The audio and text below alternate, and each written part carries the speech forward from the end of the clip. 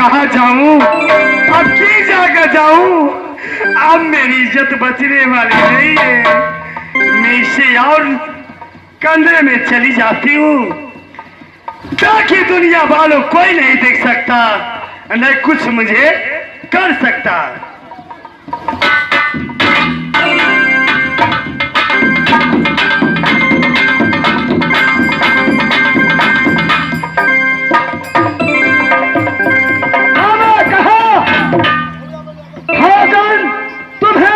मैं शादी करा दूंगा, लेकिन मामा शादी नहीं, ये बर्बादी हो रही है।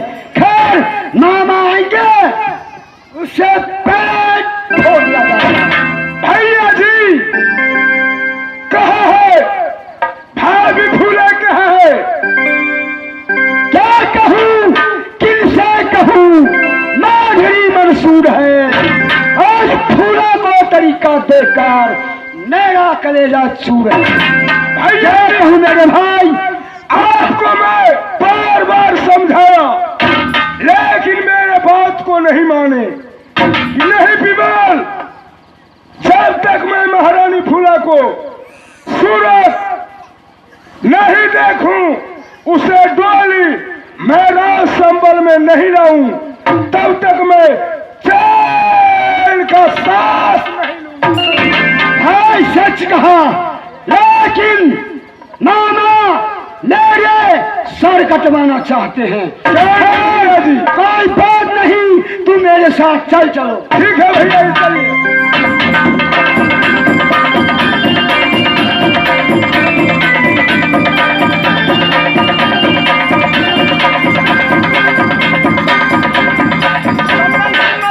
भाई को मैं भेजा है चौराहा को पास, उस कन्या को डोली हर करके लाओ। अभी तक ले संबल बिमल नहीं आया है। मैं आगे बढ़ करके मैं देखता हुआ है।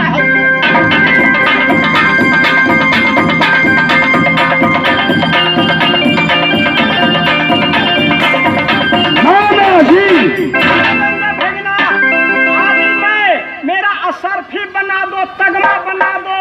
आज मामा बहुत खुशहाली में है, शादी ब्याह में सबको सब खुश। मामा जी मैं आपको असरफी बना दूं, सिकड़ी दे दूं।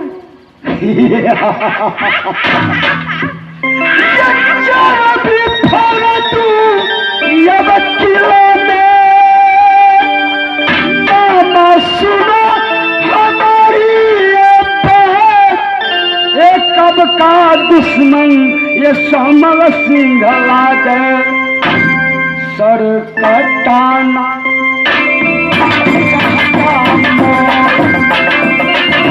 सर कटाना ये मामा है।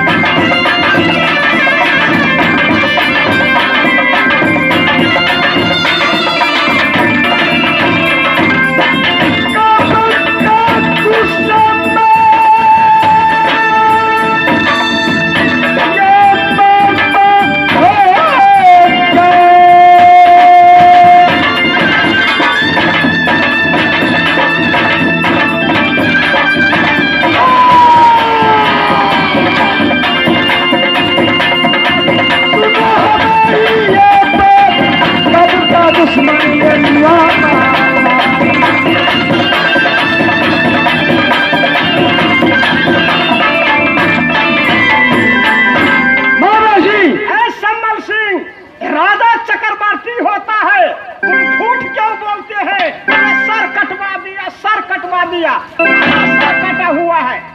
मामा जी सर कटा नहीं, काट लेंगे, क्योंकि चिकनी माटी है मोहबा की। कड़वा लोग पसीना खाए, कुटा बिलैया तेगा भाजे, मनुष्य का क्या है ठेकान। वाह फूला चमकाती है चूड़ा से कटार निकाल कर। क्या तुमको बात से मारा है कि लात से मारा है कि तलवार चलाया है? मामा माहिल को कह करके सुनाओ। मामा जी क्या कहूँ, वह फूला जो है, अगर मैं नहीं वहां से भाग जाते तो वह मेरे सर को जुदा कर लेता, इसीलिए मैं भाग चला हूँ। वो मेरे सीधे लड़ाई कर लेता है। इस बार 90,000 रुपया। 90 नहीं मामा जी, 105,000 देंगे। 1,05,000। वो कन्या तुमको लिए महान है, मेरे लिए जेब में है। सोझे पकड़ करके जेब में रख करके तुमको मैं महल में रख दूंगा। सुलाओ मामा कन्या कोया, देख लेंगे सूरज हम फूला।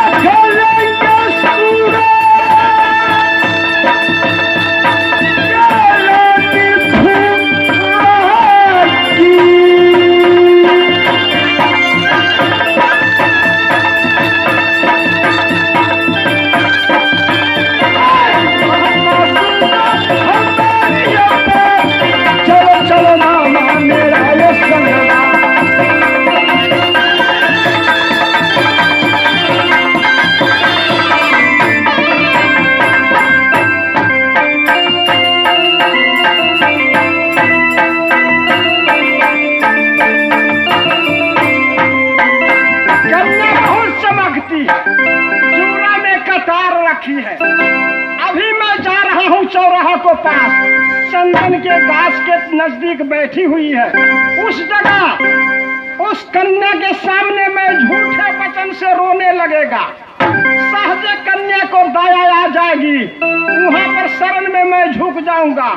सहजे ठक करके मैं उसको हाथ को कटार में ले लेंगे, जा करके सम्मल बिमल के हाथों में धरा देंगे। सारे सहजे कन्या सुनाकार कर जाएगी, सीधे डोली भरवा देंगे।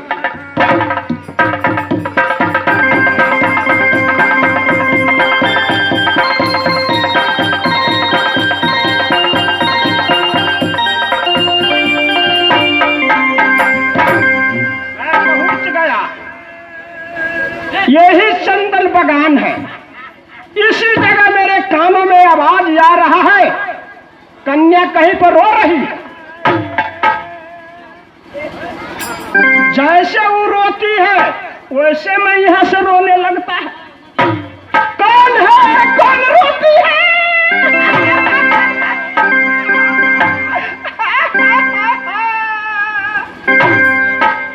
कौन नारी लोग रो रही है? आओ मेरे सामने में, तुमको ऐसा कर दिया है, तुमको लिए मामा माहिर तैयार है, तो तुमको पास बलात्कारी किया है, रास्ता घेरे है। सामने में आकर के मेरे बात अपने दिल को बात सुनो।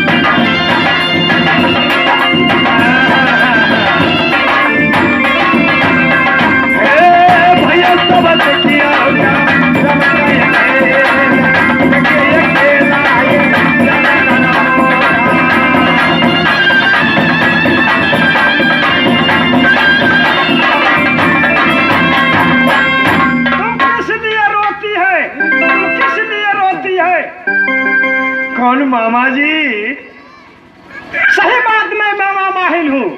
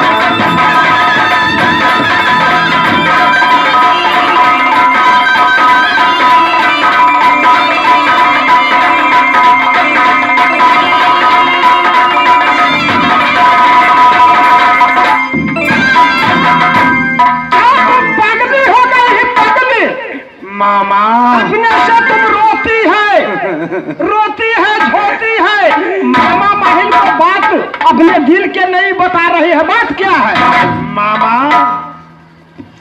मैं बार बार समझाई स्वामी को अच्छा कि मेरी डोली नहीं सजाइए। मेरा भाई करण सिंह आया हुआ था मेरी डोली लेने के लिए कि मेरी माँ बीमार थी। अच्छा मैं भी फिर भी स्वामी से कही, स्वामी जी मेरी डोली नहीं जाने दीजिए, मेरे पास कुछ नहीं है, न बेटा न बेटी, कुछ नहीं है। फिर क्या हुआ? स्वामी जी ने क्या किया, ईंधन को ऑन कर मेरी डोली को साथ साथ लगा दिया। जब वहां गया तो मैं मां से मिलकर मैं लौट कर जा रही थी। सही बात। पापी समल बिमल सिंह जो है डोलिया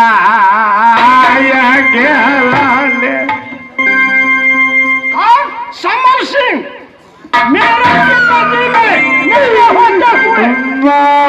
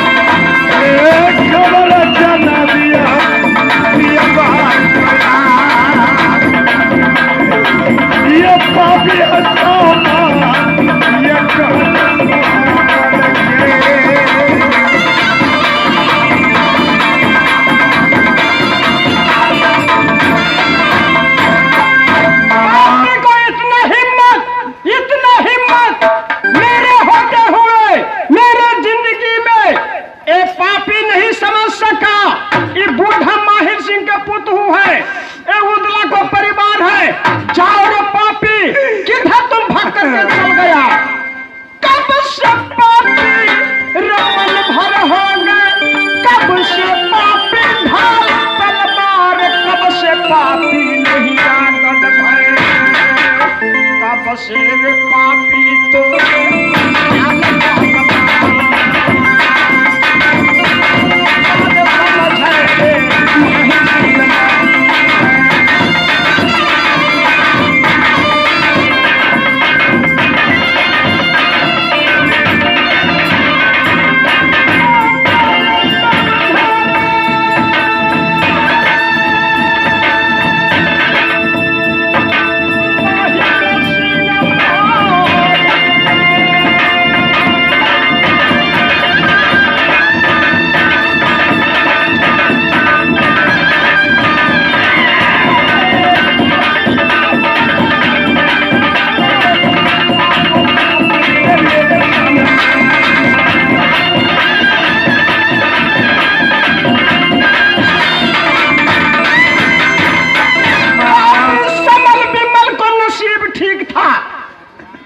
मेरे परोछा में मेरे पुतहू के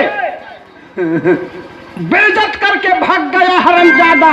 अभी मैं राजवरियल से मैं चला है, उसको भाग से कटार मेरे अपने हाथों के तलवार छूट गया है।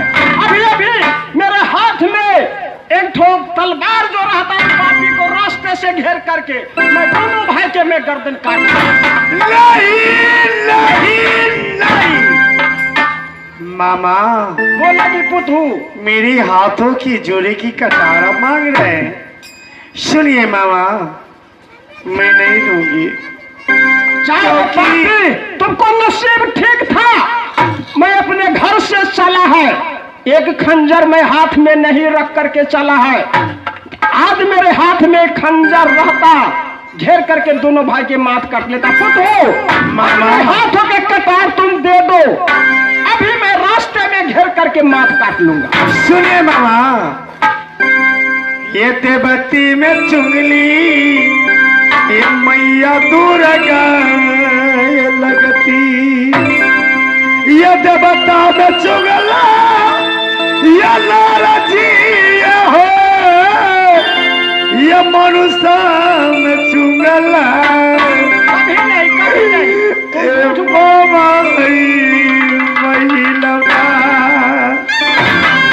मामा तुम झूठ बोलती है। मैं सच कहती मामा, मैं आपके पुतहू कोई अगर इज्जत मांग रहा है तो क्या मेरी इज्जत को नहीं बचा सकते?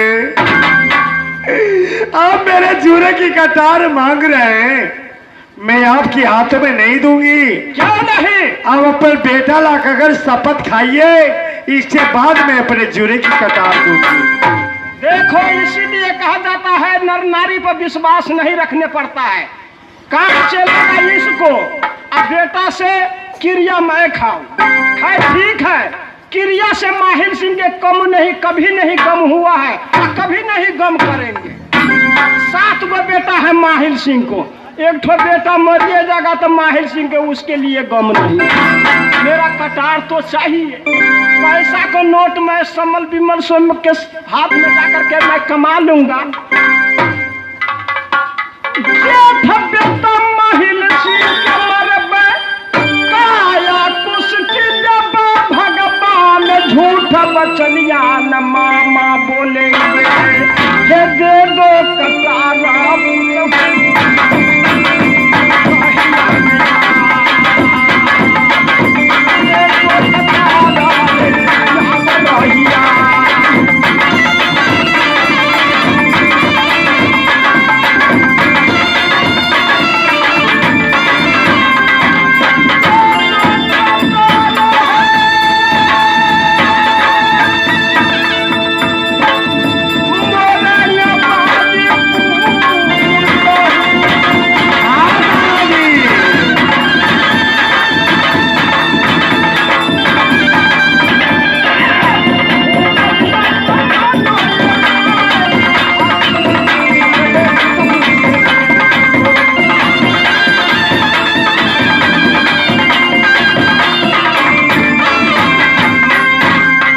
मामा, अब शपथ भी खाए बेटा लगाकर, क्यों नहीं? फिर भी मैं आपके हाथों में नहीं दूंगी। इसलिए इसलिए मैं माँ धरती को दे रही हूँ। ठीक ठीक है। आप माँ धरती से अब ले सकते हैं। ठीक है, मैं धरती माँ से ले लूंगा। हे माँ धरती, तूने मेरी इज्जत बचाना, मेरे सुहाग को रखना। मैं अब तुम्हारी शरण में मैं अपने जूरे की कटार दे रही हूँ। इज्जत तुम्हारी हाथों है। ए लीजिए मामा। देखो, अभी मैं ये करबल करने जा रहा हूँ, जा रहा हूँ, जा रहा हूँ।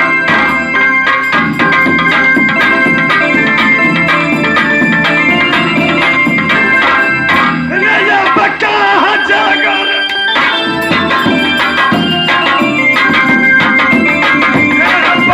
गिरा दे बम थोड़े सामने।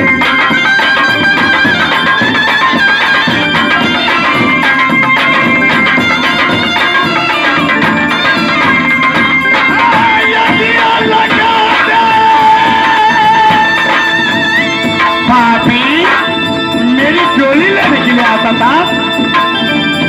ये थोड़ा सा हाल दे।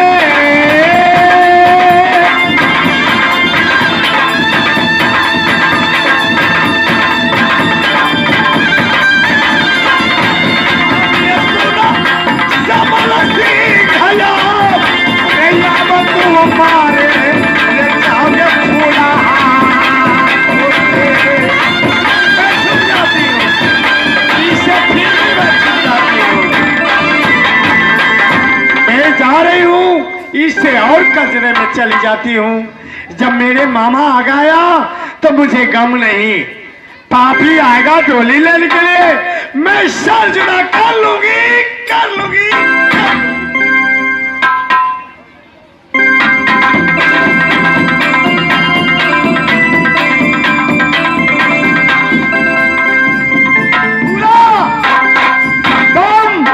चमकती थी, चमकती थी, मैं कभी नहीं जाऊंगी।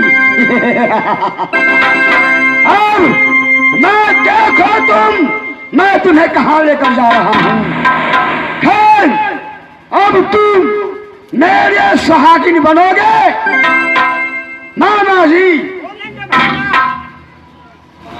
जिसमें कटार को लिए तरसते थे, पहचानो, वही कटार है कि दूसरा है? वही है मामा जी, वही है।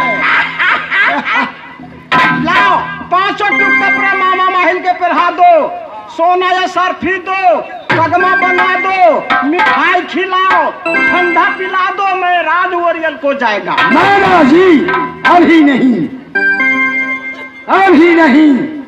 महारानी फूले मेरे पास आएगी, उससे मैं रानी नहीं पटरानी बनाऊंगा, फिर आपको मैं विदाई करूंगा। मामा ठीक है। गुण गाऊं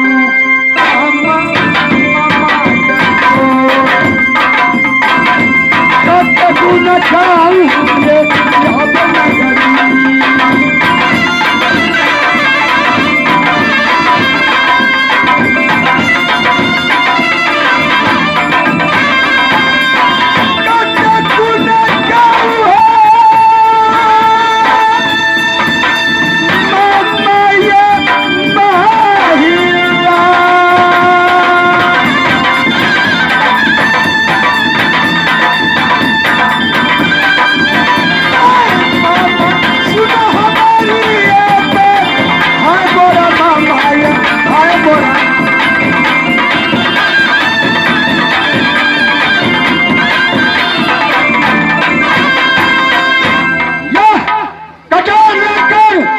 चौराहे के पास जाता हूँ। वह महारानी फूला कैसे मिलेगी, कैसे क्या कहेगी, मैं जाकर उसे सुन।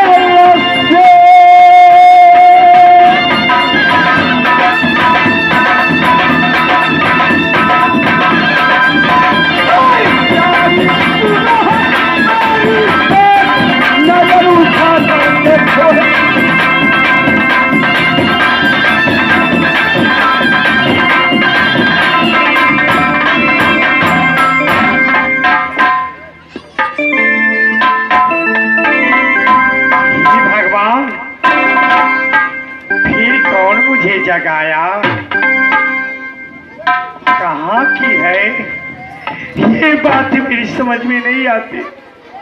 नहीं समझोगी। या फिर से आ गया। इस बार तुम बच नहीं पाओगे। मैं नहीं बचूंगा। नहीं, नजर उठाकर देखो मैं कौन हूँ। कौन है आप? कुछ नहीं है। मैं तुम्हारे स्वामी हूँ। बस खबरदार। रे तोहरो से सुंदर हमर पिया है। हर रंग पिया रे रंग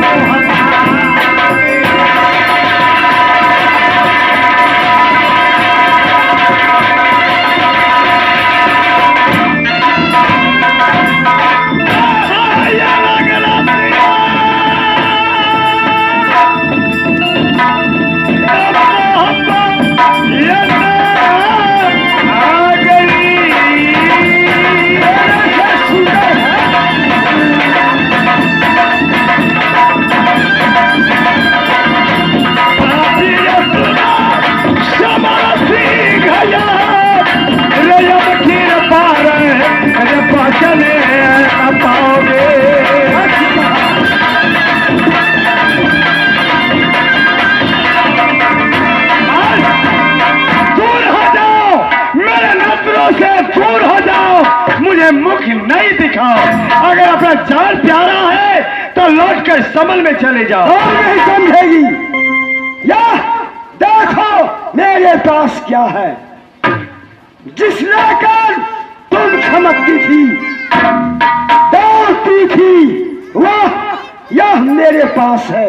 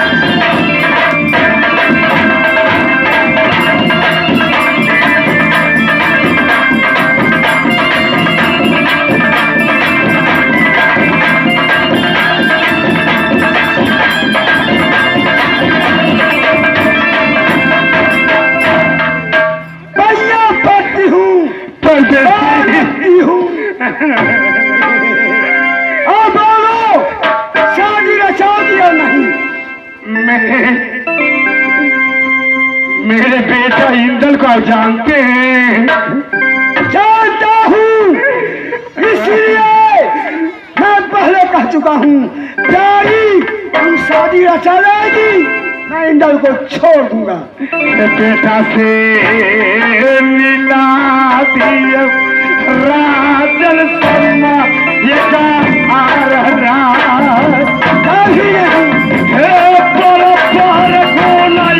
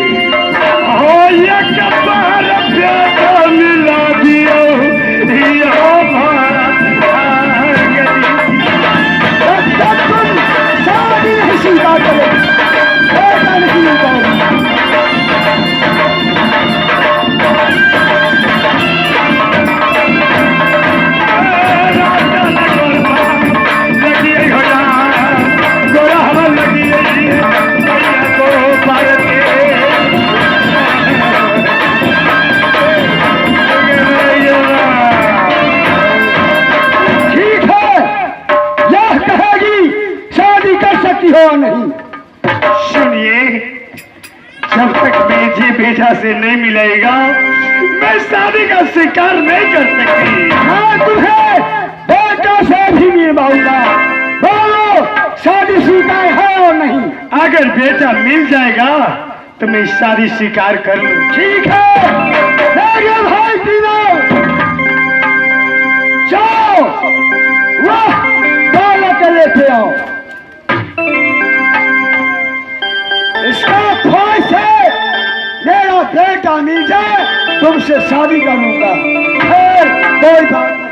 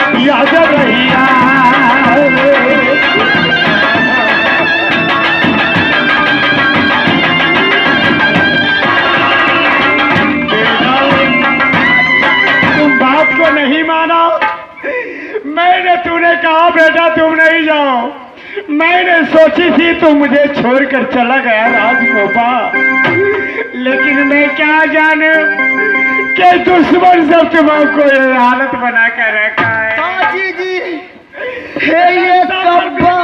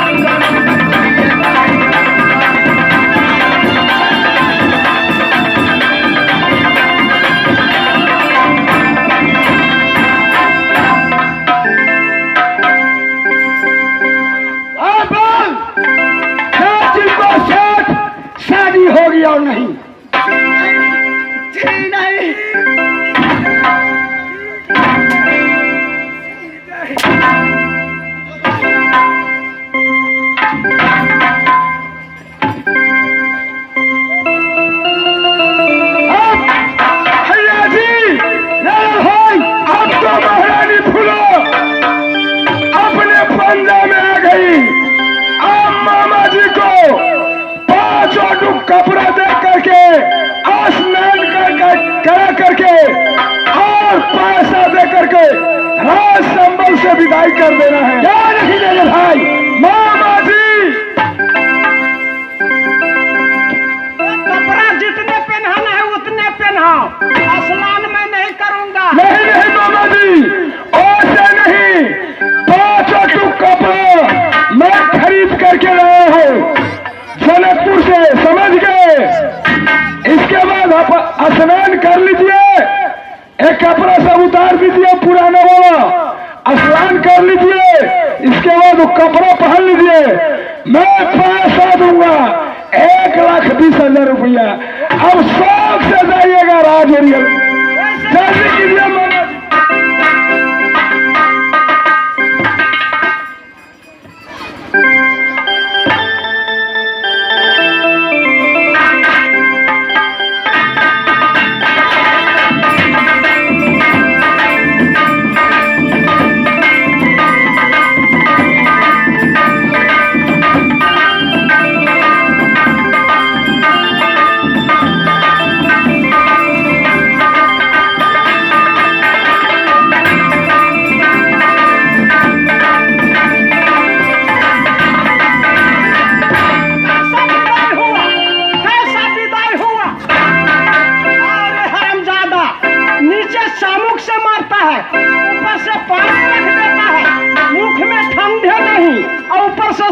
मामा जी अब मैं ठंडा पिला रहा हूँ।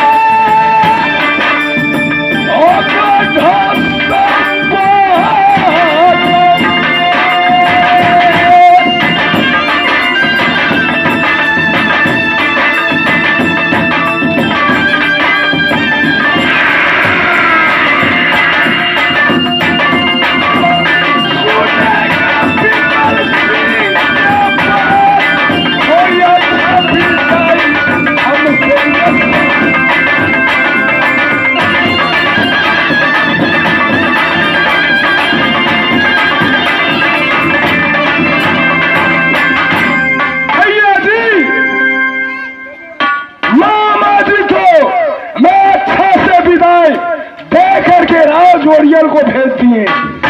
मामा जी ऐसे अपने ओरियल को चला गया।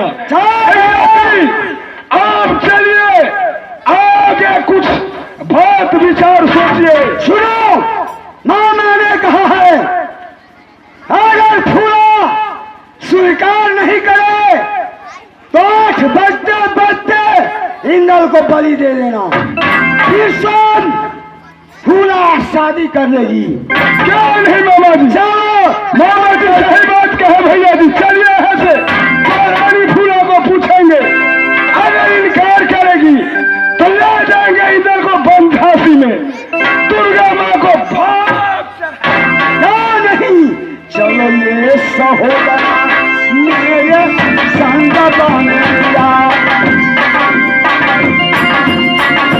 चलो ये सहोदरा मेरे संग।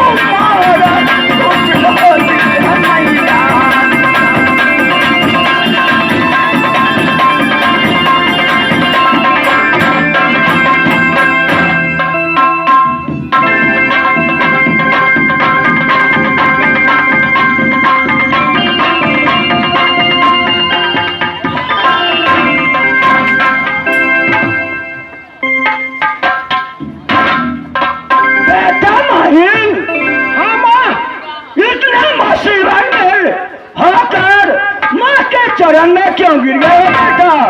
रे कुशल बताओ रे बेटा।